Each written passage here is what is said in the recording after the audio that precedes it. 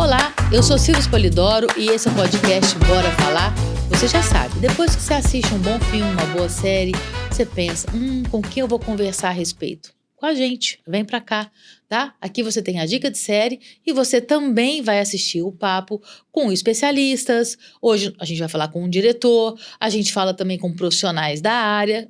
O que interessa pra gente é o tema que o audiovisual traz e nos faz pensar, falar e se perguntar.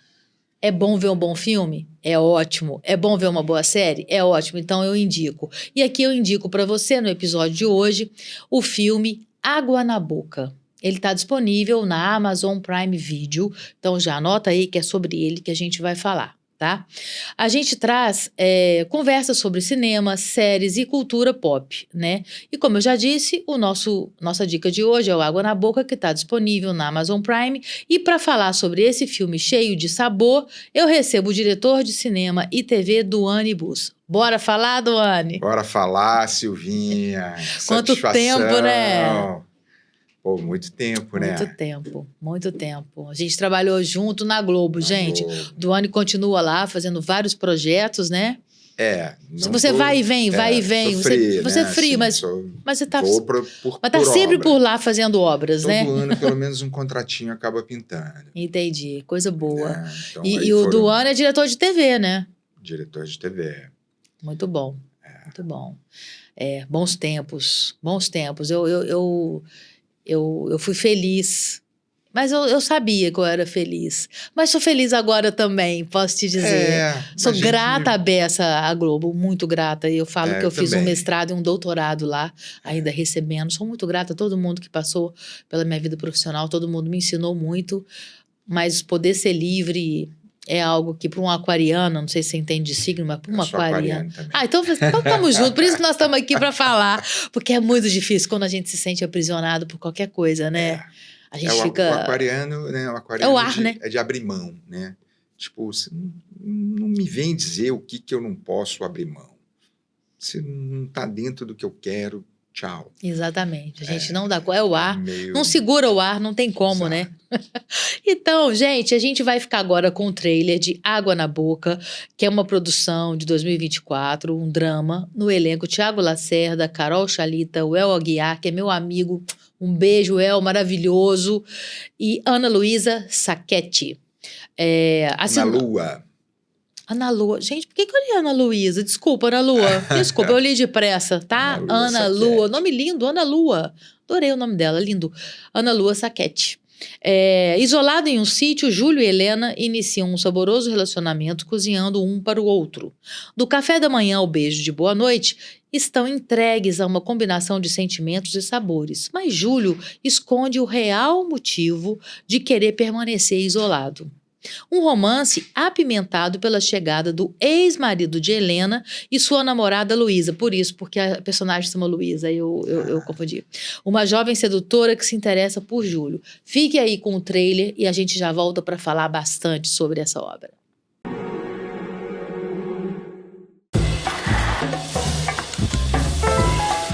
Nossa, que comida cheirosa. Muito sexy. O rude homem do fogão é lenha. Qual o tamanho do sítio? São 600 metros de rio, 8 hectares de terra no total. A gente tá bem isolado. Gengibre. Canela. Páprica. Gelado. Eu acho que eu preciso de alguma coisa que me desafie, algo que eu busque. E o que você busca em mim?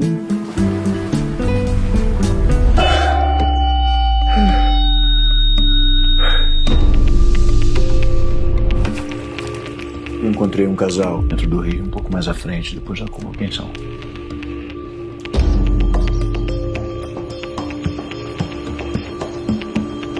Vim me fazer companhia. Ele é conhecido. Conhecido como? Empresário, dono de vários restaurantes pelo Brasil. E o que ele tá fazendo aqui? Comendo. O quê? Comendo sua ex-mulher.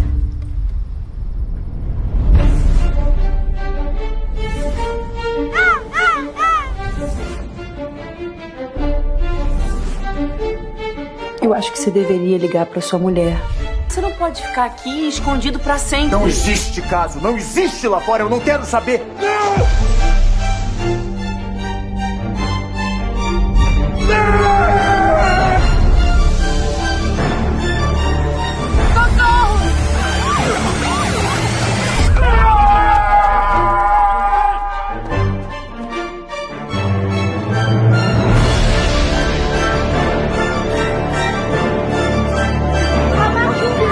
tenho a menor ideia do que vai acontecer.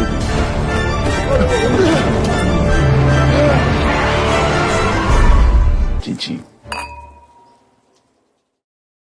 Deu água na boca? Ah, então fica com a gente aqui e abra seus ouvidos, abra seus olhos e todos os sentidos para ouvir o nosso papo aqui.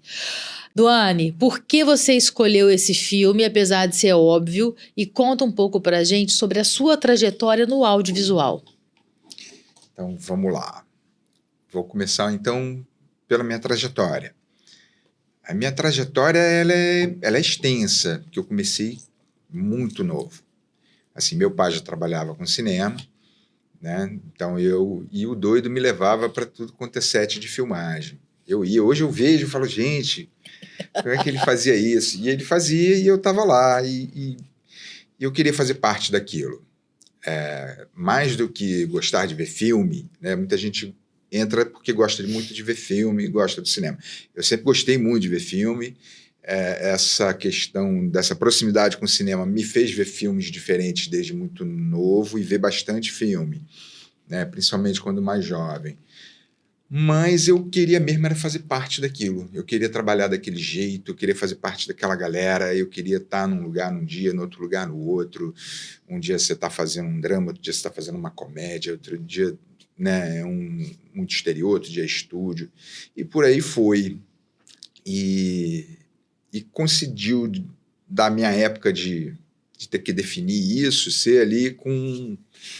Um pouco depois do Plano Collor, o cinema estava parado, e meu pai era um cara que vivia disso e passou muito sufoco. Isso foi muito difícil pra gente. Mesmo assim, era uma coisa assim, então meu pai falou, cara, tudo bem, você quer fazer cinema? O que eu posso fazer, né? que era ele para dizer que eu não podia. Era ele para falar não pode. E aí, mas vai para uma área mais técnica e tal, e aí eu comecei como assistente de câmera, porque é isso, porque de abranger mais a coisa de trabalhar com publicidade, com documentário, com várias coisas que não paravam e não iam parar, né? Como o cinema deu uma parada. Então, a ideia era não ficar fixo na ideia do cinema, era ter uma coisa abrangente. E assim foi, eu comecei como assistente de câmera, que na época da película era uma função, ainda é uma função no cinema muito importante, mas na película ela tinha muita importância porque você manuseava a película, que era um rolo de 4 minutos, custava $500. Então, se você deixasse aquilo ser exposto ao sol, você perdia esses $500. Se você deixasse ele ser exposto, né, à luz depois de filmado, o seu prejuízo não era só os $500, mas tudo que incluía no seu dia de filmagem, né? O diário do ator, a diária de toda a equipe, tudo aquilo você perdia. Então era uma responsabilidade muito grande. E eu fiquei nesse processo aí, fazendo publicidade, fiz vários longas, eu fiz uns 10 longas como assistente de câmera, né? Trabalhei com um monte de gente, com Tezuka, com Bigode, com José Joffre, né? E várias outras produções, assim. Fiz 3 filmes do Renato Aragão, fiz filme da Xuxa. E a Globo um dia me convidou para concorrer a uma oficina de direção de imagem.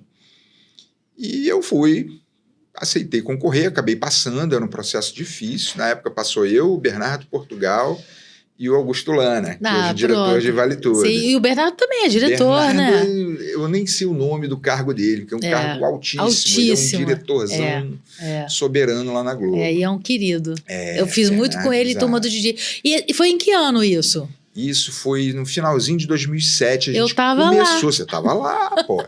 Eu tava lá, recebi todos vocês. Todos nós. Muito legal, uma turma maravilhosa. E aí, fiquei 1 ano nessa de oficineiro, e isso foi um processo difícil, porque diferente do Bernardo e do Augusto, que estavam começando na vida profissional, eu já era profissional. Então, você vinha do cinema, voltar a ser estagiário. Uhum. E isso foi difícil, financeiramente, um monte de coisa, mas foi Valeu porque é aquilo que a gente estava conversando aqui em off, né? A Globo, nesse sentido, ela proporciona um aprendizado monstruoso. É uma que eu fiz de escola. treinamento de liderança, sabe? Que eu carrego até hoje comigo. Embora as lideranças, as formas de liderar tenham mudado muita coisa, a gente vai acompanhando, porque a gente tem um Ainda bem, né? embasamento. Porque a gente pegou uma época ali que nem foi a pior, mas a gente já pegou muita coisa ali que A não gente era ainda muito pegou legal, muita né? coisa, Eu, como assistente de estúdio, como chamava, era o, entre aspas, boi de piranha, você sabe Sim, disso, né? Total. E aquela comunicação ali que era Aquela coisa linda, que eu não sei como é que eu não fiquei surda. De tanto grito na minha orelha. Não, uma loucura. Não era fácil, não. Então, é isso. Aí fiquei na Globo muito tempo, depois eu acabei saindo, a casa começou a mudar a sua forma de contratar, mandou muita gente embora e tal, e eu fiquei nessa freela, e ainda na Globo eu decidi entrar numa de escrever mesmo. Eu sempre gostei de escrever, mas eu nunca tinha levado muito a sério. E aí realmente resolvi levar a sério e comecei a escrever. Comecei a escrever um roteiro, outro roteiro, e os roteiros foram se juntando e as coisas foram, né, tendo um bom feedback de um aqui, outro ali, até que eu comecei com um projeto para fazer uma captação e tal, mas é aquilo. O processo de captar de recurso, ele é muito complicado. Então você entra numa de fazer um projeto, às vezes com um potencial comercial forte, legal, mas se ninguém te conhece como diretor, nem como roteirista, se você não tem uma produtora muito bem pontuada e tudo, isso não sai muito do lugar. Porque tudo isso você precisa de estrutura. As pessoas acham que você inscreve na lei e você ganha o dinheiro. Não, você ganha uma autorização para captar. E daquela autorização você tem que bater de porta em porta, em empresas muito grandes, para que seja 3% do que ela paga de imposto possa financiar um longa-metragem. Então, assim, é um mundo difícil. Aí você precisa ter alguém para captar. E esse alguém para captar, ele custa dinheiro. Ele não capta de graça. Ele não vai fazer tudo para você. Então, assim, foi um processo ali que eu entendi que desse jeito não ia acontecer. Assim, as portas não se abrem tão facilmente. E aí entra na segunda pergunta, Sim, né? no Água na Boca. Por que Por que esse chegou filme? Água na Boca? Que já foi um projeto feito com mais estratégia para realizar, desde a primeira palavra. Porque é isso, o projeto ele começa na palavra, né? Ele começa no roteiro. E eu já tinha o local ali, é o meu sítio, então eu já queria fazer um filme ali. Ali é um lugar que eu tinha recurso, embora seja relativamente simples, não tem luxo, não tem nada, mas tem uma natureza pulsante, tem um lugar bonito que oferecia uma cinematografia legal.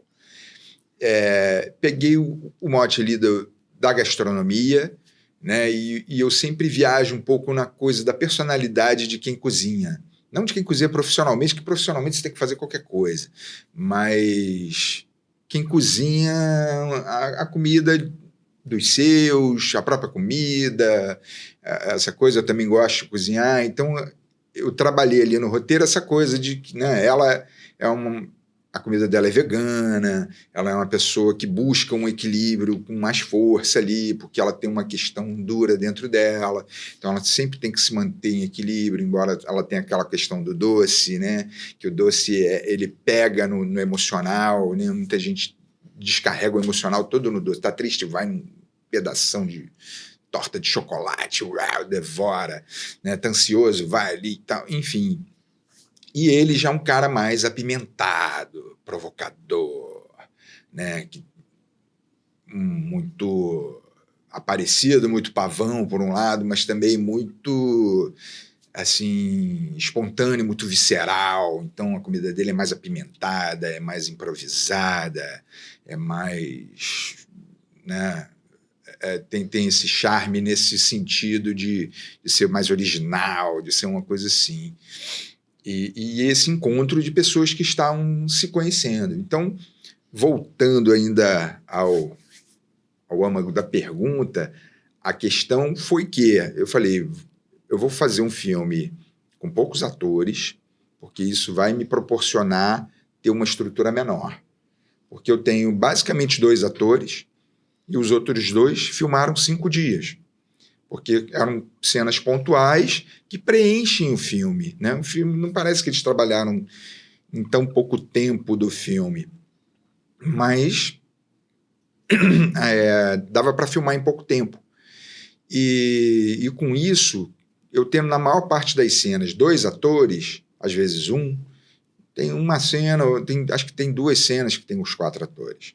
Então dava para eu ter um cara só na maquiagem, um cara só no figurino, uma pessoa só para fazer o som, entendeu? Porque tudo, não adianta você ter uma pessoa só para maquiar e você ter 10 pessoas para maquiar.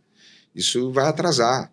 As pessoas pensam muito na câmera, muito na luz e tal, mas as pessoas esquecem de alguns outros detalhes que também compõem um set de filmagem, que também compõem a obra cinematográfica, que é a pessoa ter que vestir, ter que maquiar. Isso também requer tempo. Direção de arte em si, né? Aquelas cenas que você tem de cozinha ali, as pessoas não têm noção. O quanto você deve ter de orçamento para comprar a trufa, para comprar não sei o quê, porque você fala com a trufa, tudo bem, se você não vai ter um take ali, mas se vai ter, meu amor, tem que ser trufa. Não pode ser só da boca para fora, não, né? Isso foi um dos desafios, né? Porque o filme é totalmente independente. O filme tem um orçamento minúsculo. E quando eu fui filmar, eu tinha um orçamento mais minúsculo ainda. O aporte ele foi aumentando com o passar do processo, mas eu fui para o set, assim, meu desespero era esse, era não ter o que eu precisava. Eu dormia, eu tinha pesadelos de que eu chegava no set e não tinha o que filmar direito, faltavam coisas, eu falava, ai meu Deus do céu, isso não pode me acontecer. Então, assim, é isso, eu precisava poder contar com uma equipe pequena, mas profissional, porque eu não queria fazer com estagiário. Claro que eu tinha estagiários também para compor, mas a gente tinha que ter um alicerce, né? O menino que estava fazendo assistência de direção, por exemplo, foi praticamente o primeiro trabalho dele em longa, assim. E ele já foi como primeiro assistente, mas, meu pai é assistente, foi assistente muitos anos. Eu também. Juntei ali, eu falei, pai, a gente faz um triunvirato aqui, a gente junta e dá a mão todo mundo e vai. E era isso, no final do dia eu tinha que sentar com ele para fazer a ordem do dia, para a gente fazer o planejamento todo, e ele foi guerreiro pra caramba, foi um cara que, colaborou muito e saiu de lá muito maior do que entrou, entendeu? E hoje está aí no mercado, sabe? A Continuista é a mesma coisa, estava começando, foi indicado aqui, ali e tal, mas é isso, vamos junto, vamos dar a mão, porque não adianta eu querer cobrar, né, de ter alguém do mercado bombando, que eu não tinha grana para pagar. Mas eu tinha ali, eu tinha uma câmera de cinema, eu tinha uma equipe de câmera legal, todos... Também é isso, o Boni ia fazer segundo assistente, ele acabou fazendo primeiro, né? Foi uma oportunidade legal para ele, sabe? Enfim, foi assim, a gente construiu uma equipe muito legal, foi um trabalho muito bacana. É uma família, assim, né, Eduardo? Na verdade, o cinema, a gente a TV também, isso, né? Então, mas assim, é uma família. Eu sou um cara muito recluso, de certa forma. É difícil, eu não me lembro quantas pessoas, amigos de trabalho, já foram na minha casa. E, de repente, eu vou fazer um filme na minha casa, 40 pessoas dentro da minha casa, com histórias muito dentro. Assim, isso foi um processo muito legal assim, de viver, de botar aquelas pessoas lá no meio do mato, num lugar onde não tinha nada e todo mundo adorar, sabe? E ter que descer e atravessar um negócio cheio de lama e choveu pra caramba e muitas dificuldades. No primeiro dia bateram 3 carros. Jesus. Mas... Bastidores, hein, gente? Já estamos sabendo de coisas dos bastidores aí. Independente, isso aí. Total. É isso. Se a gente não fizer assim, não faz, né? Não faz. Às vezes a gente tem as pessoas que assistem o podcast, que não necessariamente são da área, são só espectadores e não imaginam, né, o trabalho que é você fazer uma produção. E aí quando escutam assim, um filme ali 10 milhões, 5 milhões, acha que é muito dinheiro. Gente, isso não é nada. Isso é baixo orçamento. Qualquer dinheiro que você tiver é pouco, na realidade. A verdade é essa. Você nunca vai fazer um filme pequenininho com um orçamento grandão. Sim. Se você vai ter um orçamento grandão, você tem um filme maior ainda. E aí ele sempre... É sempre difícil. É sempre muita coisa. E se você demole, tu cai do cavalo legal. como eu já vi muita gente cair, né? Assim, então, esse era um dos medos.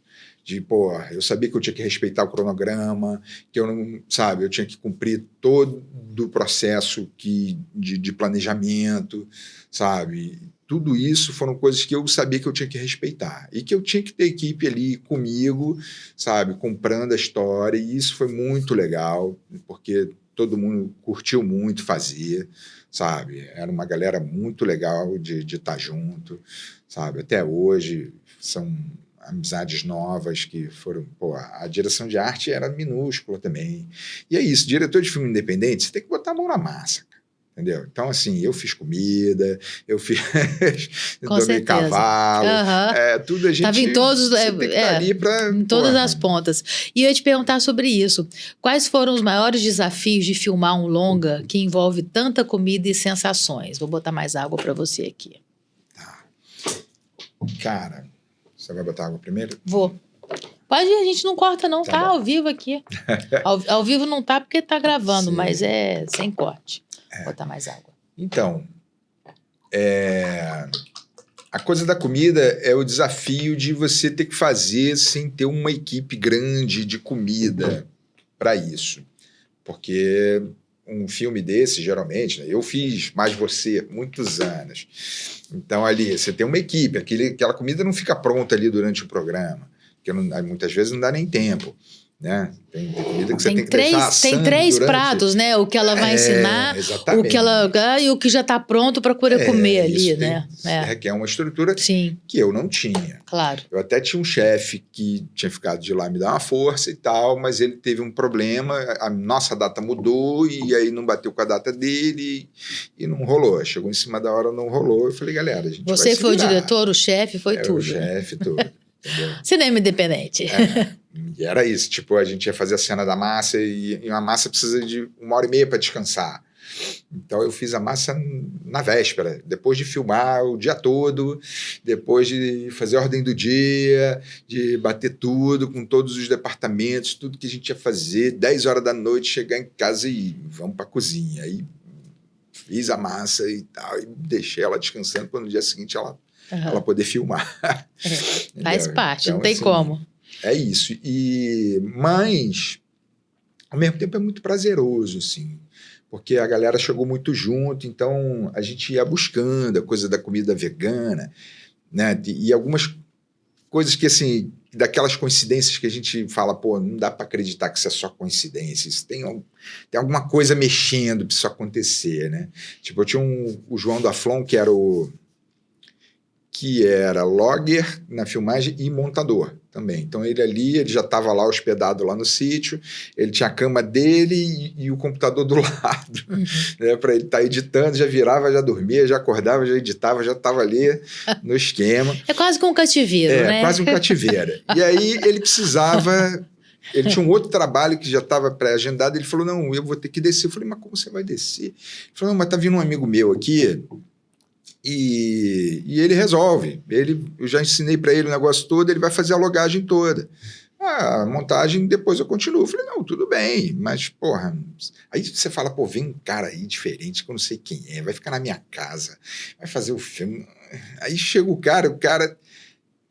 A mulher dele era chefe de cozinha vegana. E eu tinha que fazer uma cena de prato vegano. Pronto. E ele fazer que ele era consultoria o subchefe de dela. graça, né? Que então você teve. E aí a gente tá ali tentando fazer, e eu tô olhando que ele tá assim, ó. Tipo, eu falei, chega. Tô vendo que você tá doido. Vem ajudar, né? Vem ajudar na cena. Aí o cara vai. Então, assim, essas coisas que foram, e aí virou amigo também, e aí chegou, porra, super pra contribuir. E é isso, mas ao mesmo tempo eu não queria um filme que na tela se olhasse e falasse, esse filme é muito barato, né? Esse filme os caras não tinham dinheiro para fazer nada. Então, assim, é isso. Eu já vi gente que quer fazer um filme independente cheio de tiro e explosão. E aí o filme fica um negócio esquisito, porque você vê que o negócio é meio tropicália. Né? Filmes com muita gente, filme com cenas muito complicadas, que aí você vai falando, pô, a cena não tá bem iluminada, o negócio não tá... Aí, não, eu vou fazer um Dogma 95 aqui e tal. Daí tu fala, pô...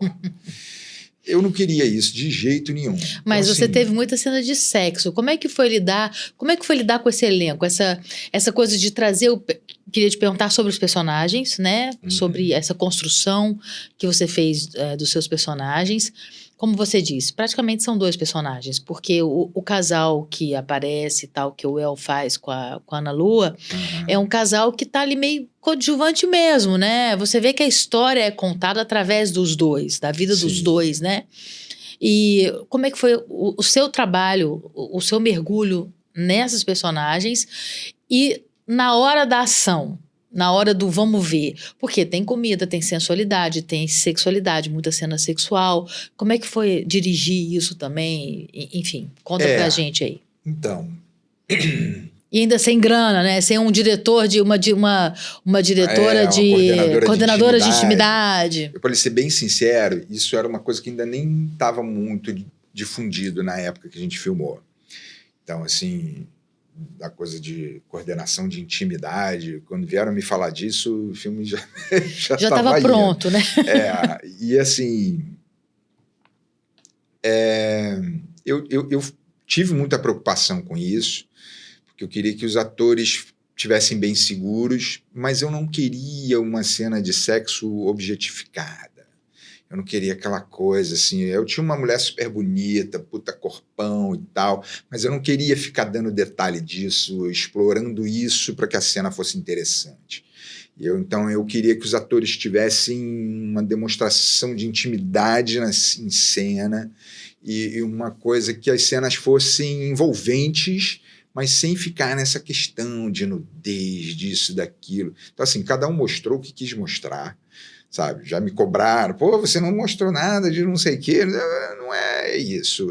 Cada um mostrou o que quis mostrar, estava livre, né? Então, a gente tinha cenas provocantes, cenas diferentes, né? Mas que as cenas tinham um contexto. E eu falei, cara, eu prefiro muito mais que o ator ele não esteja muito preocupado com a questão de nudez e a gente esteja mais focado numa coisa de sexo, num sentido da atuação dentro do sexo mesmo, do que simplesmente parecer bonito e por isso ser atraente, sabe?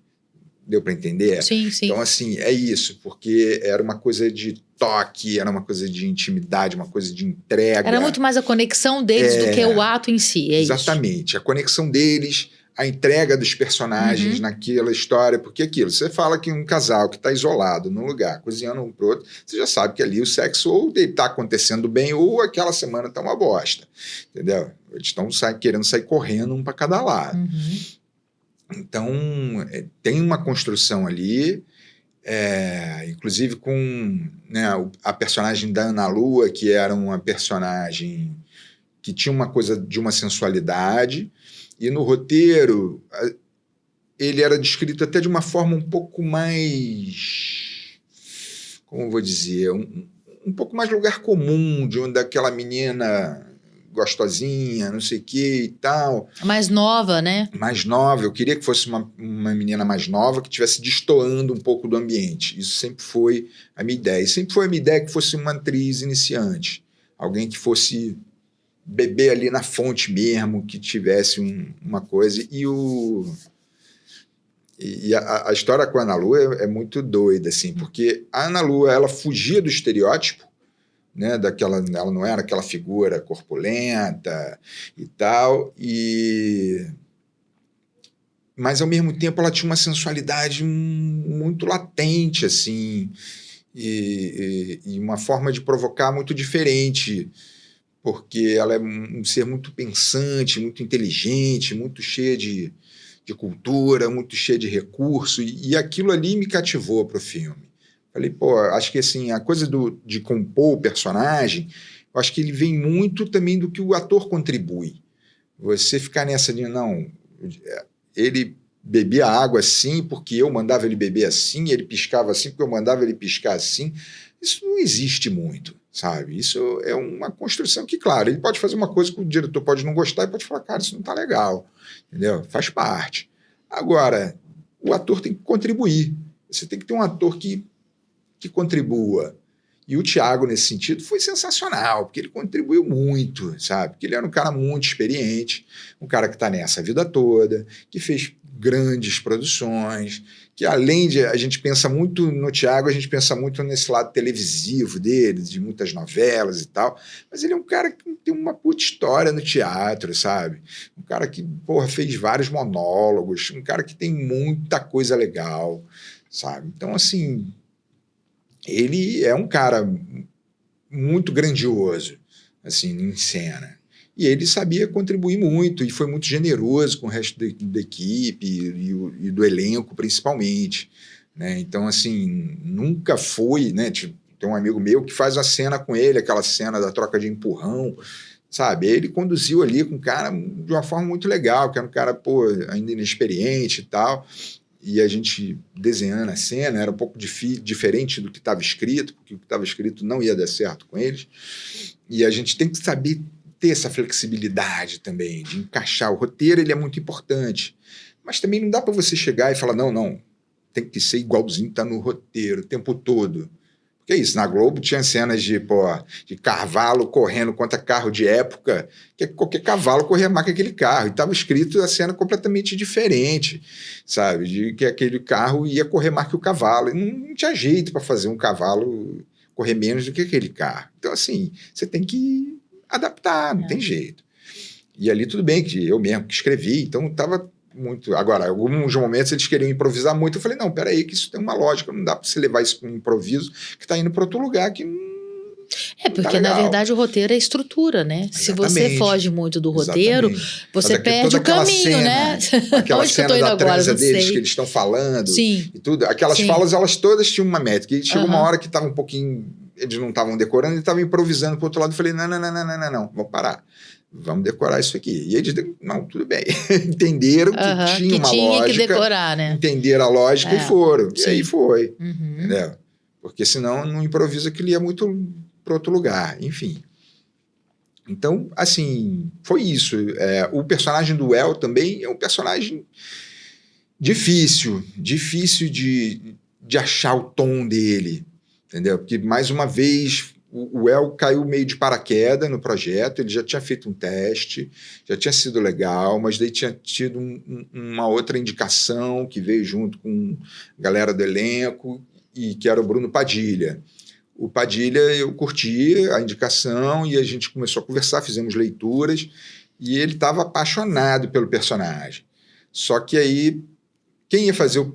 Assim, eu tive uma baixa no elenco e eu tive que mudar as datas, e aí não dava para o Padilha, e ele falou, porra, eu tô em outro filme que eu tenho o tempo inteiro, não dá para... Eu falei, cara, lamento. E aí eu falei, não, o El vai fazer, e vai ser legal, e de certa forma, assim, o Padilha, quando na Lua, ia ficar um pouco distante demais, assim. Acaba que no final você acha que a composição do El com a Ana... Eu acho que funcionou melhor. Funcionou melhor, né? São essas mágicas, né, do cinema que acontecem, como você falou do cara que é casado com a chefe vegana e que pintou lá. E eu queria, inclusive, que você falasse um pouco sobre... o mercado audiovisual no Brasil, né? Essa produção independente, produção de baixo orçamento... Quem está assistindo a gente que tem essa vontade, pô, eu quero ser cineasta, pô, é lindo. Mas você já falou um pouco sobre isso no começo do podcast, dizendo as dificuldades, a gente não pode... A gente sonha uma coisa, o roteiro propõe uma coisa, na hora de filmar é outra e tal. Mas a sua experiência, assim, mesmo fazendo num baixo orçamento, independente... O quão bom é a gente também contribuir para o cinema nacional, né? Eu acho que é sobre isso. É maravilhoso, cara, é maravilhoso. E assim...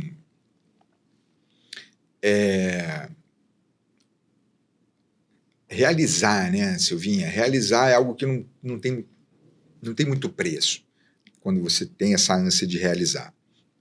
Eu tinha muita, eu ainda tenho, né, para muita coisa. Tem muitos roteiros. Água na Boca não foi meu primeiro roteiro e nem o último. Já escrevi alguns depois e nem sei quantos. Porque o tempo todo a gente tem que escrever. Mas é isso. Eu usei de uma estratégia para conseguir botar ele para funcionar e ser realizável. Foi realizável? Foi. Se ele vai se pagar, ainda não sei. E essa distribuição na Amazon Prime, isso é um ganho, né? Porque é um streaming respeitado, né? É um streaming respeitado. É um pouco difícil falar disso, até porque eu não tenho muitos dados ainda, sabe? Mas a gente não tá com a vida ganha porque o filme tá lá, não. Sei. O filme tem que girar. Porque não é uma questão de licenciamento, né? Você faz um licenciamento, mas é mediante o que eles recebem e repassam para você. Mais ou menos isso. Tem contratos e contratos. Né? Então, assim... É uma vitrine, a gente não pode negar. É uma puta de uma vitrine. É uma vitrine. Claro. É uma vitrine. Uhum. E, assim, a distribuição no cinema, hoje, ela é muito difícil. Né? Porque... para você botar um filme passando nas salas de cinema, você tem que entrar numa briga muito grande, você tem que ter um gasto alto. É muita grana. Entendeu? Por menos de 40 mil, seu filme nem respira numa sala de cinema. É muita grana. Então, assim, chega uma hora que é difícil alguém chegar e falar, não, vamos que vai dar, vamos que é legal. Esse lado da distribuição é algo que eu estou aprendendo muito, sabe? E eu estou bem interessado nele para várias questões, mas porque ele é muito aprendizado. Então, assim, primeira coisa, eu conversei com alguns distribuidores até grandes que viram filme, no primeiro corte ainda, e falaram bem do filme, mas daí falou muito, falou bem, mas não demonstrou assim, não, vamos lá, tô contigo, vamos fazer. E aí o outro falou, não, já que você já falou com ele, eu já não quero, não tenho tanto interesse. E aí veio um outro que era menorzinho, mas que quando viu algumas cenas do filme, falou, porra, eu quero esse filme, a gente vai arrebentar. Vamos comigo, dá a mão. E eu falei, vamos. Só que a história mudou muito dentro desse mundo do streaming, distribuição e tal. A gente teve a pandemia, as salas de cinema ficaram completamente vazias. Agora o cinema está começando a voltar a uma certa normalidade, embora ainda seja menos do que antes da pandemia. Você vai pegar, não, mas o Barbie fez não sei o que. Não compara. São coisas que a gente não pode falar. Não, assim, não tem pode como comparar e nem tomar como padrão. Não, de jeito nenhum. Porque assim, você vai hoje nos filmes médios ali, do cinema cult, ali alternativozinho, que você chegava lá, tinha 50 pessoas na sala, tinha 20 pessoas na sala, hoje você vê 3, sabe? Então, assim, e filmes bons. Só que as pessoas têm um cinema em casa. As pessoas botam na TV e tem uma TV grandona e tem a qualidade. E o que me espanta, assim, de certa forma, e até me preocupa, é que as pessoas estão... Eu lancei uma enquete uma vez num grupo do Facebook e tal, assim, sobre a coisa do ato de ir ao cinema.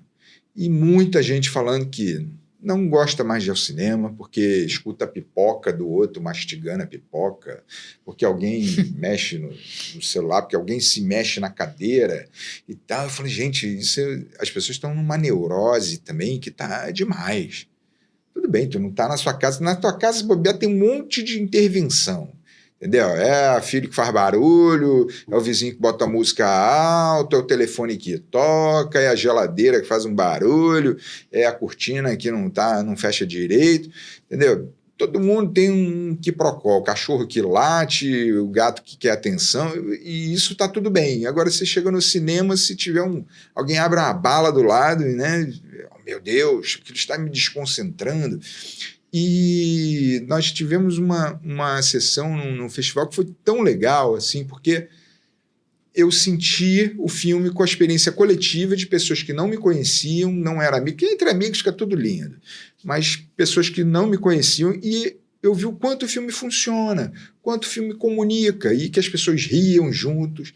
O El rouba a cena, assim, ele é sabe? Ótimo, eu adoro o El. O El começa a fazer algumas cenas, todo mundo morrendo de rir com ele, sabe? A reação que o público tem com ele é maravilhosa, sabe? E isso, tem coisas que você, numa experiência coletiva, você sente coisas diferentes do filme. De que você talvez sozinho, você pode olhar uma cena, você sozinho na sua casa e não achar engraçado.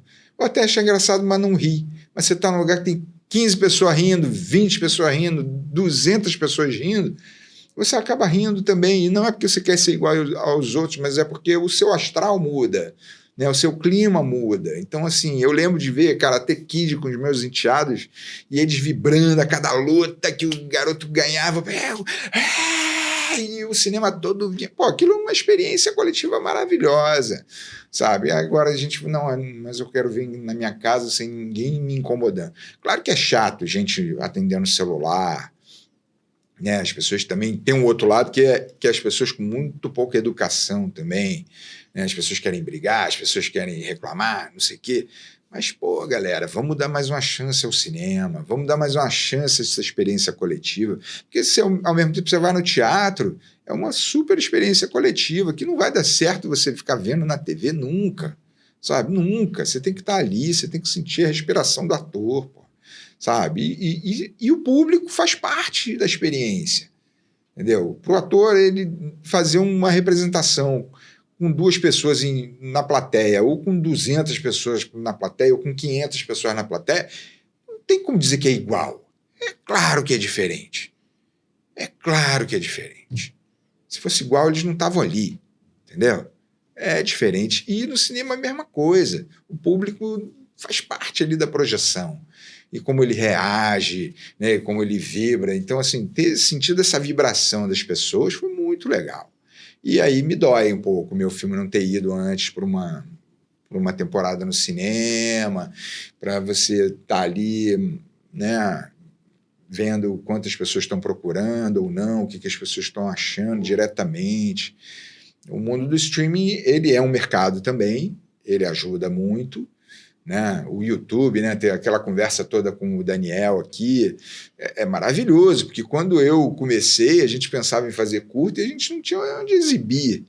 Hoje, qualquer curta, você exibe na web, arrebenta, você faz com o celular, né? Existe uma democratização dos meios de produção que tem um lado positivo que a gente não tem como negar. Sim. Mas eu entendo o que você está falando, querendo ou não, e não desmerecendo esses meios de produção e, obviamente, essas vitrines de distribuição, no qual, inclusive, nós estamos, que é o YouTube, no caso. Exatamente.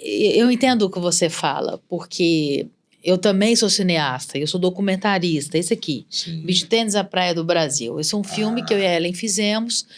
Esse filme, Doni, se eu te contar, foi 1 ano da minha vida e da vida da Ellen, da gente indo atrás de patrocínio, procuramos mais de 400 empresas, entendeu? Patrocínio, aporte direto, sem lei, sem nada, e muita loucura na cabeça para poder fazer, e fizemos. Mas só a gente sabe como a gente fez o primeiro documentário que conta a história do beach tênis. A nossa narrativa, a escolha está exatamente no nome, a Praia do Brasil. Apesar de ter sido um esporte criado pelos italianos, é um esporte que no Brasil tomou uma proporção que não existe no mundo, até porque o nosso país é continental. Sim. Então tudo que cai aqui, que cai na boca do povo, são 7 você mil viu, quilômetros de costa, é muita coisa. E aí você vê, por exemplo, o Oscar. Por que eu ainda estou aqui, fez a campanha que ele fez, além da política que a gente sabe que é e que tem que ser, e que ótimo que foi, mas isso, a própria Academia de Cinema trouxe. Fernanda Torres hoje é uma votante, a figurinista, a Clara Copper também é uma votante. Olha que coisa linda, por quê? Porque a nossa internet é fortíssima. Sim. O Instagram no Brasil é uma coisa que em poucos países do mundo tem a visibilidade, o tanto de milhões de seguidores que os nossos influencers aí têm. Sim. Então isso tudo hoje tem muito a ver com uma campanha de filme e a gente retomar o cinema. Eu acho que de repente seria o caso desses influencers que tem muito seguidor, que tem uma voz ativa, batalharem por isso. Não é falar mal de streaming, não é falar mal de YouTube, não é. Mas é entender que foi o que você falou. A experiência do teatro é algo que ninguém vai tomar do ator. Não adianta. Você vê o seu ator ali no palco. E há estatísticas de que o teatro cresceu no pós-pandemia. Diferente do cinema, o teatro hoje, né? Eu não tenho isso em dados oficiais, mas eu converso com muitos atores e muita gente do meio. Eles estão dizendo que o teatro hoje ele faz mais público do que antes da pandemia. E faz mais público que o cinema, né? Provavelmente. Entende? Então, por que isso? Por que o teatro faz mais público que o cinema? Tudo bem, uma das coisas óbvias é que você filmar teatro... Desculpa, eu não gosto, não dou conta, não tem nem... Eu tô dormindo antes de assistir, eu tô dormindo. Não eu tem acho como. Até que, essa experiência, que é necessário você filmar para ter o registro. Como registro, mas não como obra. Mas não como Não obra. é obra. No caso, o cinema, é claro que é ótimo assistir em casa, stream, tudo aquilo que você já falou. Mas eu acho que, de repente, a gente começar a repensar e colocar na mão de quem tem poder de fala e de influenciar pessoas... para que entendam que o cinema, ele é essa primeira vista. Sim. Depois você assiste na sua casa parando, olhando a roupa, vendo a maquiagem dela aqui, tem né? um lado, Silvinha, que assim, quando você vai dar uma zapeada lá na Amazon Prime, né, e aí você vê lá um filme, um monte de filme lá, produção original, não sei o quê, o filme de sei lá da onde, filmes que você nunca ouviu falar. Você vai olhar, você vai tentar identificar algum ator conhecido, ou diretor, ou uma trama, um estilo de filme que você gosta, beleza. Mas se esse filme passou no cinema, e mesmo que você não tenha visto no cinema, mas ele teve aquele lançamento, ele teve aquele zum, aquele bafafá, ele já te chama a atenção. Você vai querer assistir. Você já falou, opa, esse filme aqui eu ele não tava consegui ver no cinema. Não foi ao cinema, eu vou ver agora. Com certeza. Com certeza. Assim, isso também não tenho dúvida que é algo que faz um efeito diferente. Sim. E eu acho, se eu fosse hoje um alto executivo da Netflix, eu criaria o cinema Netflix. Entendeu? Eu faria uma sala de cinema lá, como você tem o grupo Estação, o Severiano, sei lá o quê.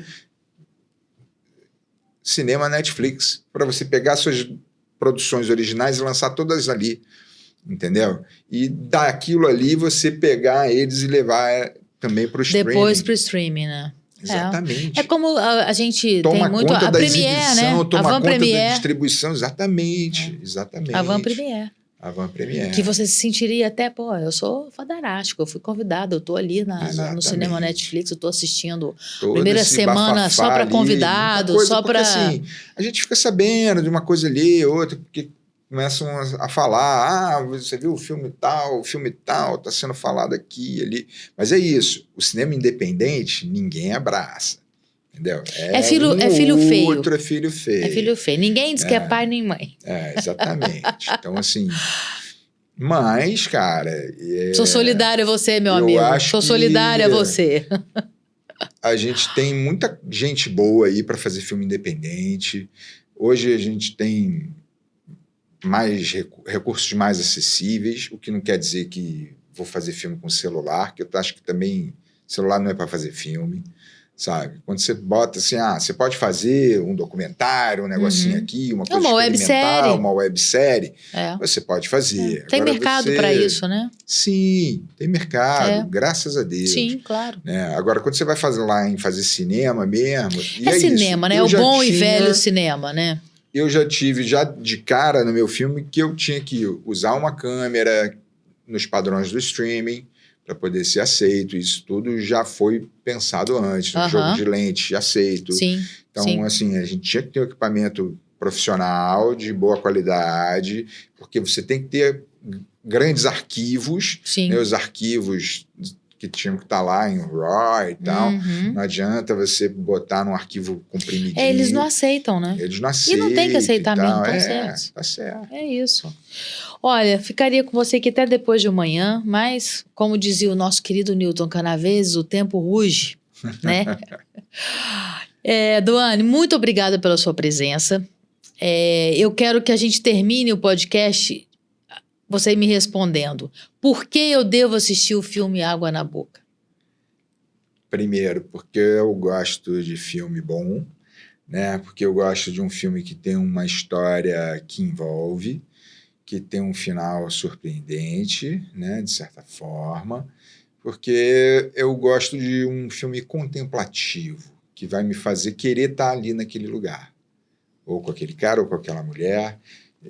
naquele lugar ali, e vivendo aquela experiência, né? É isso. Acho que Água na Boca, os personagens principais, eles estão ali dispostos a viver a experiência da vida ao extremo, do melhor que eles puderem viver naquele momento, entendeu?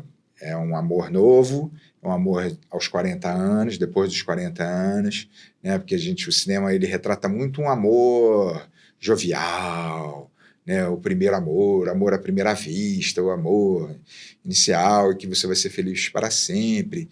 Então ali é um amor de pessoas que já não foram felizes para sempre, porque já tiveram casamentos anteriores, já tiveram filhos e já tiveram suas histórias rompidas por seus traumas, mas que estão ali dispostos a viver uma coisa diferente, estão entregues, estão vivendo, estão pulsantes, né? Então é um filme com textura, é um filme com sabor, é um filme com cheiro, né? Isso tudo eu ouvi recentemente de alguém que assistiu, então não é só uma coisa de ficar fazendo propaganda para mim mesmo, que é difícil, né? Mas eu acho que é uma boa pedida, Água na Boca. É isso aí, e a pedida tá aí, gente. E tem o bordão do filme, né? Que você nunca coma nada e nem ninguém que não te dê água na boca. É isso aí. E viva a vida, né? E viva a água na boca. Bom, eu quero agradecer demais a presença do Duane por esse papo Deixa eu falar maravilhoso. só um negocinho. Claro, fique à Sabe vontade. quem foi uma das primeiras pessoas a me chamar para dirigir um projeto? Não. Foi você, Silvinha. Mesmo. Foi você, Oh, aquele Curta da Velha. Ah, o Sei Lá Vi. Que a gente acabou fazendo, não me lembro Poxa, porquê, mas era um momento de cara, uma vida muito tumultuada. Era uma vida muito tumultuada, era. E Eu até aí- tentei fazer, a gente chegou a filmar um pouco, mas ele tinha muita computação gráfica. Eu tenho lá em casa. Eu tenho Aí. um pré-corte, porque eu não posso nem dizer que seja um primeiro corte do filme, porque a gente não conseguiu fazer. Mas Que é legal. verdade, Se Lá Vi, exatamente. esqueço não. Quem sabe um dia, né? É isso, gente. Muito obrigada a você pela audiência, obrigado, Duane, pela sua vinda. Obrigado demais. Você já por estar sabe. aqui. Olha, fique com água na boca, assistindo o filme do Duane, que está disponível na Amazon Prime. Você já sabe, toda quinta-feira, 6h30, eu recebo um convidado aqui para falar, dar uma dica de série ou de filme, falar sobre a obra do audiovisual. Você já sabe. Siga a gente aqui, se inscreva no canal, compartilhe esse conteúdo com outras pessoas para todo mundo ficar sabendo do que acontece por aqui. Se você quiser fazer algum comentário, comente. Na descrição do vídeo tem os arrobas de todo mundo, inclusive do Duane, entrou no início da entrevista, mas tem aqui também para você fazer um contato direto com ele, acompanhar o Instagram profissional dele. E eu quero também agradecer a Marta Shen, minha querida amiga, artista, ceramista, responsável por essas coisas lindas que sempre embelezam aqui o meu cenário, né? Muito obrigada, Marta. Você já sabe, o arroba da Marta tá aqui, arroba Marta Shen. Entre no Instagram, conheça o trabalho dela e tenha você também a sua peça assinada por Marta Shen. Ainda tomo um cafezinho com ela. E eu quero agradecer também Moringa Barra, Mariana e toda a sua equipe que cuidam do meu visual com o maior cuidado, meu cabelo, cor do cabelo, hidratação e tudo aquilo que você já sabe. Milhões de serviços a Moringa Barra presta para você. @, Moringa, _barra, para você conhecer todos os serviços, promoções, para você conhecer o espaço da Mari que fica na Barra da Tijuca, tá bom? Muito obrigada então pela sua audiência e você já sabe, aqui a gente adora falar e a gente dá um salve ao nosso cinema brasileiro. E viva o cinema brasileiro! Viva o cinema brasileiro! É isso aí. Assista cinema brasileiro. É isso aí. E para você, até semana que vem. Bora falar?